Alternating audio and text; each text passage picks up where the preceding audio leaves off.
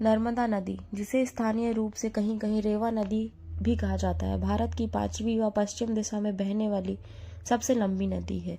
यह मध्य प्रदेश राज्य की भी सबसे बड़ी नदी है। नर्मदा मध्य प्रदेश, महाराष्ट्र और गुजरात में बहती है।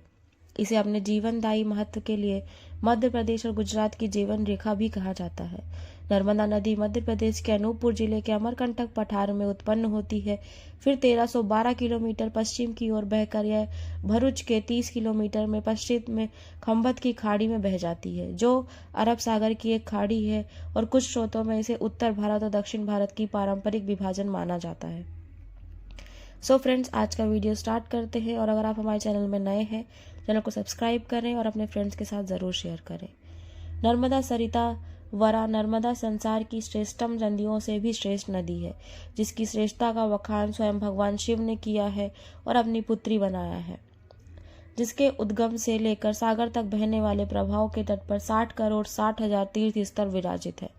विश्व में नर्मदा की एक ऐसी नदी है जिसकी परिक्रमा की जाती है और पुराणों के अनुसार जहां गंगा में स्नान से जो फल मिलता है, नर्मदा के दर्शन मात्र से ही उस फल की प्राप्ति होती है। नर्मदा नदी पूरे भारत की प्रमुख नदियों में से एक है, जो पूर्व से पश्चिम की ओर बहती है। नर्मदा के धरती पर आगमन को लेकर कई कथाएं और मान्यताएं प्रचलित हैं। एक प्रचलित मान्यता के अनुसार नर्मदा शिव की पुत्री है। उन्हें अविनाशी होने के वरदान के साथ स्वयं भगवान शिव ने धरती पर भेजा था। एक अन्य मान्यता के अनुसार अमरकंटक की पहाड़ी पर ध्यान में लीन भगवान शंकर के पसीनों की बूंदों से नर्मदा नदी का जन्म हुआ।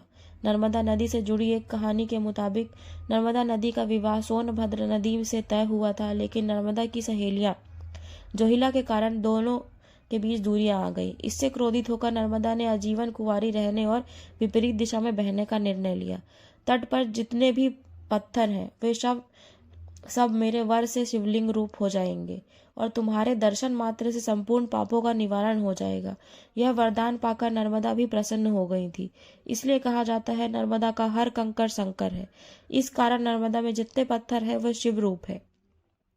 पुराणों में बताया गया है कि इस नदी के पत्थरों में शिवलिंग का स्वयं प्राण प्रतिष्ठित रहते हैं, यानी उसमें भगवान शिव का अंश माना जाता है। कहते हैं कि इसे नियमित रूप से स्नान करने और पूजन के घर के सभी दोष दूर हो जाते हैं। इतना ही नहीं, इससे ग्रह बाधाएं भी दूर होती है।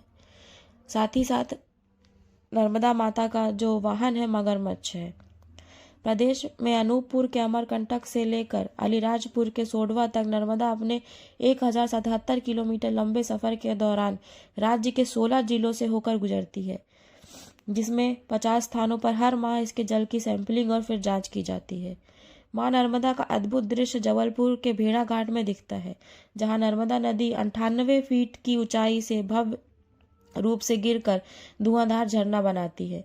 धुआं का अर्थ है धुआं, और नदी चट्टानों पर इतनी ताकत से और इतनी ऊंचाई से गिरती है कि बनी हुई धुंध लगभग धुएं के पर्दे जैसी हो जाती है। दृश्य अद्भुत है और अनुभव अविस्मरणीय है। जबलपुर का वर्गी बांध नर्मदा नदी पर बने 30 बांधों में से एक महत्वपूर्ण बांध है। साथ ही साथ सरदार सरोवर बांध भारत का दूसरा सबसे बड़ा बांध है। यह नर्मदा नदी पर बना 138 मीटर ऊंचा, नींव सहित 163 मीटर, लंबाई 1210 मीटर है। नर्मदा नदी पर बनने वाले 30 बांधों में से सरदार सरोवर और महेश्वर 2 सबसे बड़ी बांध परियोजनाएं हैं। इनका लगातार विरोध भी हो रहा है। सो फ्रेंड्स, आज की वीडियो में इतना ही। जल्द मिलेंगे न्यू वीडियो में।